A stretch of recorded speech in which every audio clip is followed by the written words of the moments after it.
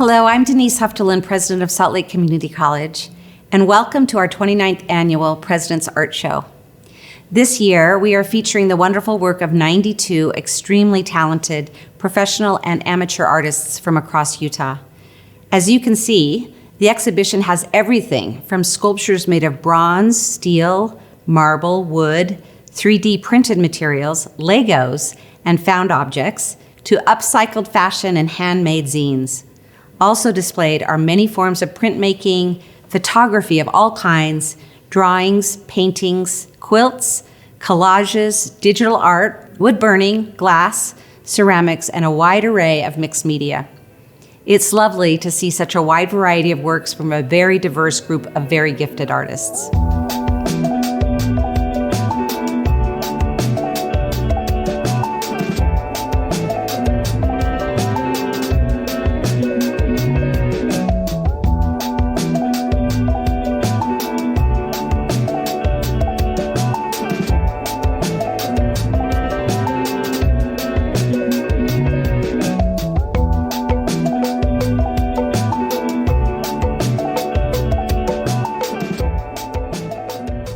So on to the awards.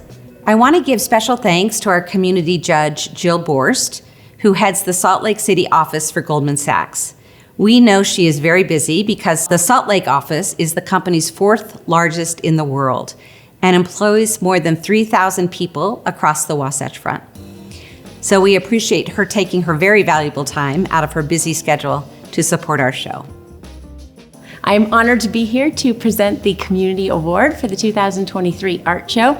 I believe the community should get 5 awards, 10 awards, but I'm going to award 1.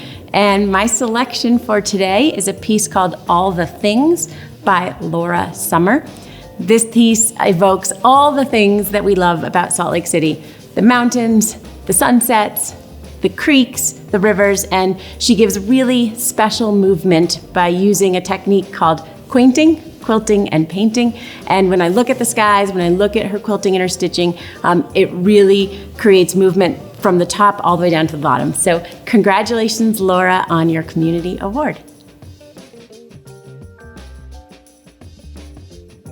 Our next award is the Dennis Klaus Honorary Award. Dennis is SLCC's Vice President for Finance and Administration Emeritus, and he has chosen Poe's Raven by Mark B. Goodson.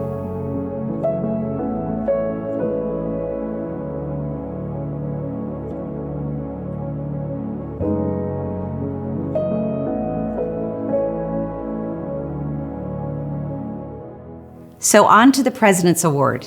It's never easy for me to choose a single work to honor, and this year was no exception. But I'm delighted for that this year's show, I have selected Underwater Odyssey by our very own Richard Prazen, who has taught welding at the college for many years.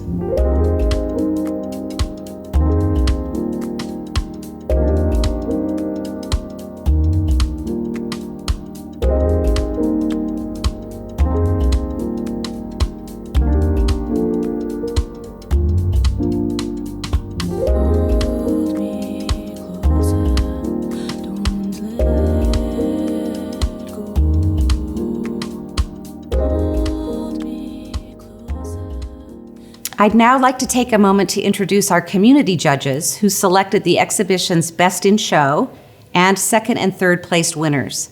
Many thanks to each of you for sharing your expertise with us. Essie Abusu, a local artist who has curated several exhibits for Urban Arts Gallery. Jared Stephenson, curator at the Utah Museum of Contemporary Art. And Nancy Stokes, curator at the Kimball Art Center in Park City. We chose Keep Asking by Julie Berry as the 3rd place winner in this show.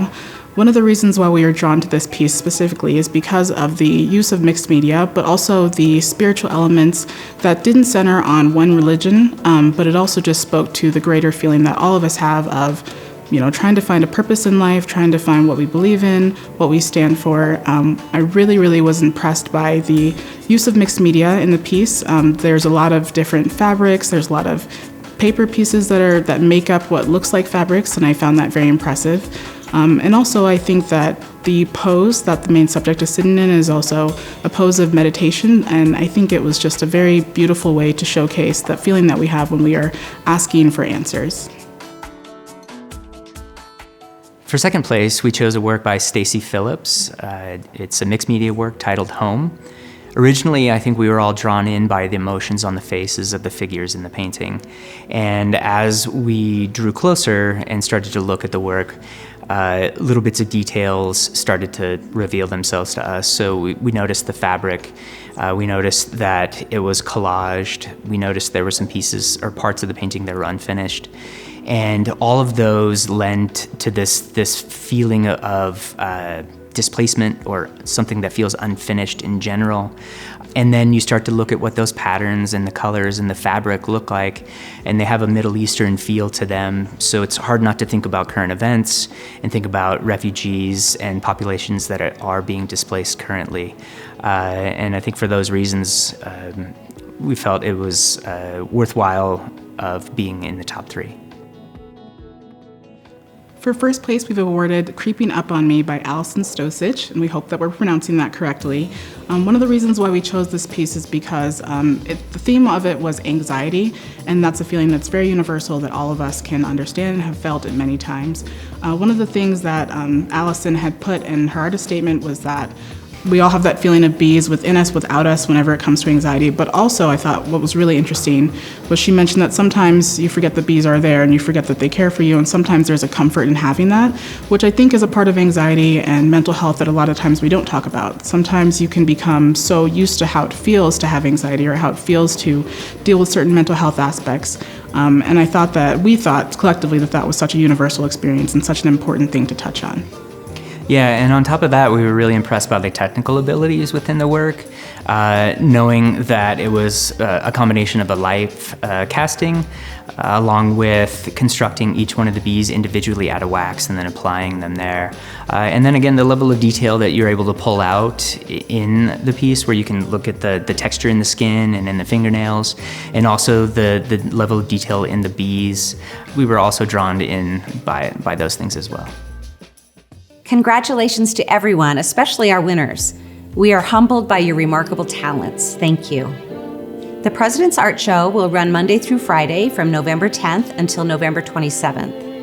And for more information about the show, as well as a virtual tour, check out our website, slcc.edu/artshow.